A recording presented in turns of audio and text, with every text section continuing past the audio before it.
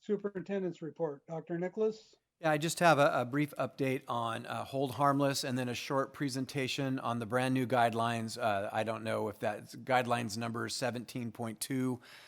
There's been quite a bit of information coming out, but last week the governor announced a simpler, um, focused on opening businesses guidelines, which will impact what we do. But first, I wanted to talk a little bit about Hold Harmless. Um, when the budget language first came out, I used the term oxymoron to have a hold harmless provision in SB Senate Bill 98 that protects declining enrollment and flat enrollment districts and does not protect and actually hurts growing districts. In a nutshell, for individuals in the community that are unaware, um, the language subsidizes flat growth and declining enrollment districts with money for kids that don't exist while not funding growing districts with students who do exist. Our district, multiple organizations, and across the state, 15% of the school districts in the state of California are growing, all put in their effort to try to get the language changed. So I wanted to acknowledge a few folks. So I have here a letter that was written by 14 state legislators, including Susan Eggman, who represents our region. And I wanted to, it's a brief letter, but I think it puts into a nutshell what the issue was. And this was written to Governor Newsom, Senate President Pro Tem Atkins, and Assembly Speaker Rendon. So it says, Dear Governor, President Pro Tem, Speaker, on behalf of many growing school districts that we represent, our students, parents, teachers, and other staff and communities, we are respectfully requesting the reversal of recent action in the state budget that eliminated critical funding for growth districts. This is this time of extraordinary fiscal pressures for all districts. In the recent budget process, we endorsed the extra support given to declining enrollment districts because of the COVID-19 pandemic. However, we do not believe this support should come at the expense of California's long-standing commitment to provide funding for the new students entering our school districts. Indeed, this practice dates back almost a half century to the renowned Serrano decision that entirely remade California's school finance system under an equity lens. It is incumbent on us to provide equitable funding for new students. For these new students, bring added responsibilities and expenses for additional teachers, classrooms, support staff, counselors, nurses, librarians, books, computers, lab equipment, and more. As the Public Policy Institute of California states in its July 14th report on this issue, quote, the hold harmless provision, however, creates winners and losers among districts. Growing districts will lose funding per student, while districts with declining enrollment will gain funding per student. Moreover, districts with more high-need students will get more funding under LCFF local control funding formula, meaning that gains or losses will be even larger in high-need districts, end quote. The Public Policy Institute of California concludes, amidst the uncertainty and fiscal pressure of the current crisis, policymakers should consider funding options that do not create winners and losers, exacerbating what have already been significant disruptions. In his June 29th signing message to Senate Bill 98, the budget trailer bill that eliminated growth funding for the 2020-21, Governor Newsom pledged to work with the legislature to, quote, pursue targeted solutions, quote, for, quote, schools that had planned expansions, quote. We respectfully request you put this pledge into action by adjusting the policy enacted in SB 98, Senate Bill 98, in order to account for the growth. This will ensure that growing school districts are adequately funded in order to support California students amidst the COVID-19 pandemic. And again, this document letter was signed and sent forward. So again, we want to thank Assemblywoman Eggman and her staff, including David Stammer-Johann, who was her chief of staff, who worked directly with me. I want to thank CSBA and Trustee Balzerini, who got us in the room, in multiple rooms, to put some pressure and leverage through his role as a board of directors with CSBA. County Superintendent of Schools, Jamie Musalemis, and his organization, SECESA, the SJCOE Finance Department, who put pressure on the California Department of Finance, and AXA. So here's the update. That's the context. The update is there was a cleanup bill called Senate Bill 820. So I'm going to use the word oxymoronic here because there's more moronicness to this part of the cleanup bill language than anything that we would have expected. So in a news article that came out from EdSource, where they discussed the impact of the trailer bill cleanup language, charter schools and growth districts were greatly affected.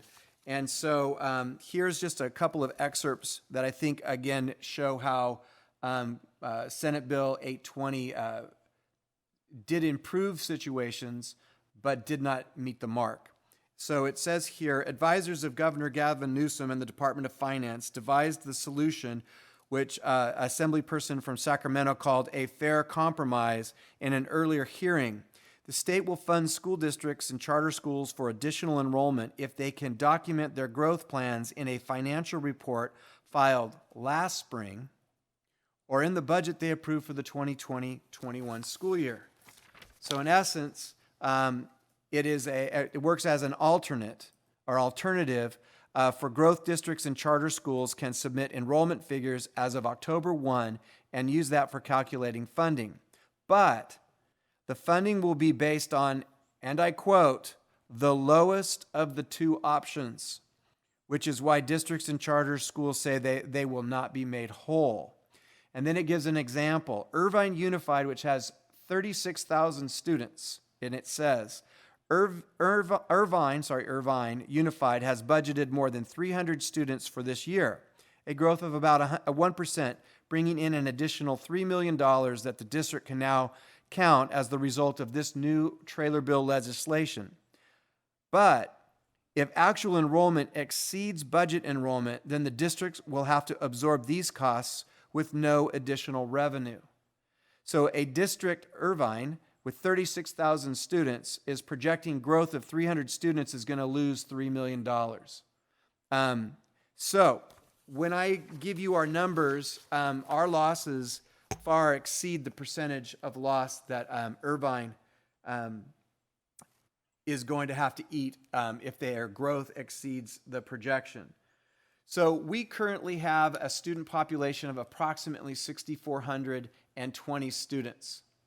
SB Senate Bill 98 froze on the hold harmless language in the original budget on the budget at February 2020, when our ADA, our enrollment was 6,039 students. So that was the original shock to the system. The effort and the fight and the lobbying led to Senate Bill 820, the trailer bill cleanup language, which allowed us to increase our funding claim to 6,179 students based on the adopted budget that we adopted at the end of June. So the good news for the district is the original shock to our system in the shift from Senate Bill 98 to Senate Bill 820 added a little over $1.1 million that we can spend on our students and our facilities and our curriculum. And that's good news for us. So there was improvement with the trailer bill. However, here's the bad news, is our actual enrollment as of when I put this together was 6,417, not 6,179. There's a discrepancy of 238 students that will be unfunded based on Senate Bill 820's failure to meet the equity needs established in the Serrano case in 1973 and long running through the implementation of local control funding formula and the base grant, which is supposed to promise money for every student at an equitable rate. So we're looking at a loss of funding that should have come in at approximately $2.1 million and growing because we continue to grow throughout the school year.